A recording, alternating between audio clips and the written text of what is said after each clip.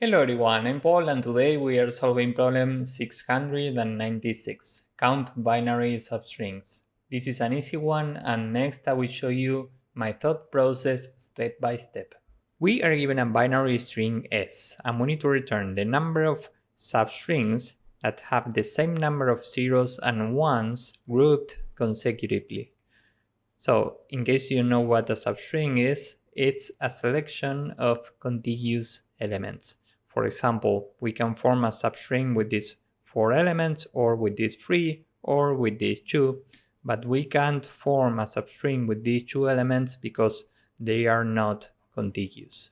So this is a valid substring. We have 1 0 and 1 1, so we can add 1 to the result. This is another valid substring because we have 2 zeros and 2 ones. We have the same number of ones and zeros, so we can add another valid substring to the result. This is now 2.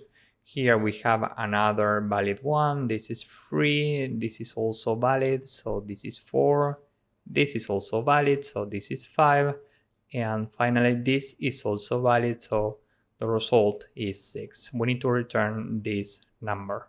As you can see here, we can repeat substrings. Here we have 0, 1, and here we also have 0, 1. And my first intuition was to look at the constraints to check if we can iterate every possible substring of length 2. We could do this with 2 pointers, I and j, in a nested for loop, but this will require big O of n squared time complexity, and here n can be up to 10 to the power of 5. And this square is a very large number, so we need to think about something else. And the key here is that zeros and ones in valid substrings are grouped consecutively. For example, this is not a valid substring. Even though we have the same number of zeros and ones, first we have 1 0, then 2 ones, then 2 zeros, then 1 1. So ones and zeros are not grouped consecutively. We need either first ones and then zeros in the same amount, or first zeros and then ones. Let's see what's happening here. Let's say that we take this small substring. We know that this is valid because we have 1 0 and 1 1. And the trick here is that we can explore what's to the left and to the right of the current substring. Because if we find more of this left element to the left and more of this right element to the right, this means that we can take more substrings. So let's say that we get the largest possible valid substring starting from this point. We know that this has a length of 4. How many substrings can we add to the result? Well, we can add this one and this one. We can add 2, meaning the length of the current substring, which is the largest, starting from here, divided by 2. So we add to the result 2. So the main observation here is that we only care about the number of consecutive equal elements. First we have 2 zeros, then we have 2 ones, then we have 2 zeros, then we have 2 ones. So we can put this in an array and then iterate this from index 1. Every time we are comparing the current and previous elements. So now we are here. And we can just add to the result the minimum between these 2 numbers, which is 2 in this case. Remember that this 2 corresponds to these 2 zeros, this 2 corresponds to these 2 ones. So here we are looking at this substring of length 4. So how many substrings can we add to the result? Well, the minimum between 2 and 2, which is 2. We can add this one and this one. And maybe you are wondering, why do we take the minimum between 2 and 2? How do we know that this is correct? Let's say that we have something like this. If we take this small substring, we know that this is valid because we have a 0 and a 1. And if we try to expand this left and right, well, we can reach this point. We can't take this 0 because we need an equal number of zeros and ones.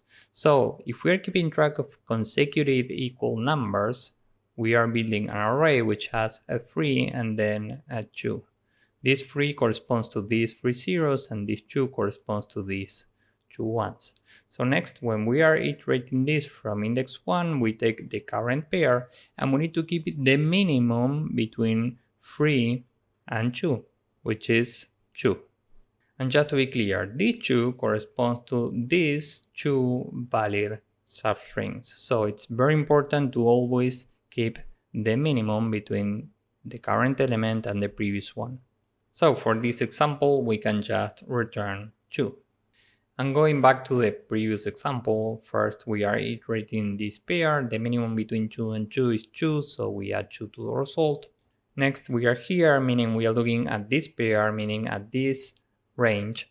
And here the minimum between 2 and 2 is 2, which corresponds to these 2 substrings, so we add 2 to the result. This is 4.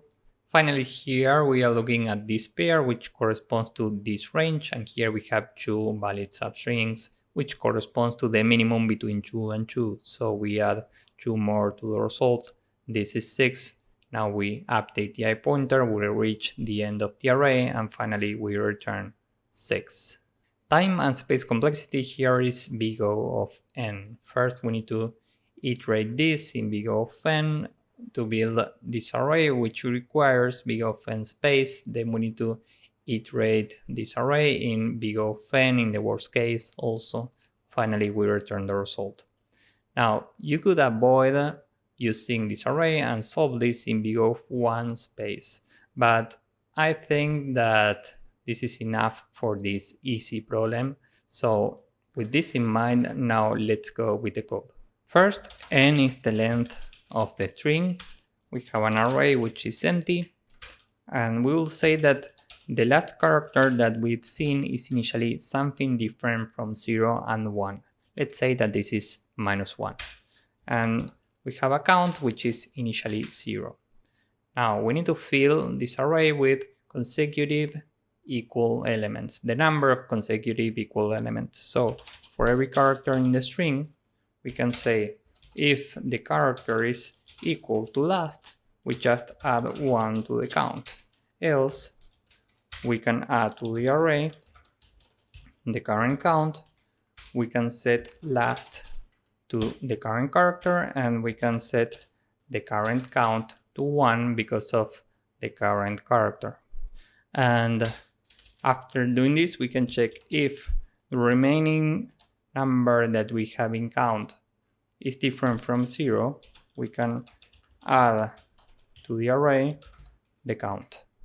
And now with this, we can say the result is initially 0, and for every index in range from 1 to the length of the array, we are adding to the result the minimum between the current number, array I, and the previous one, I minus 1.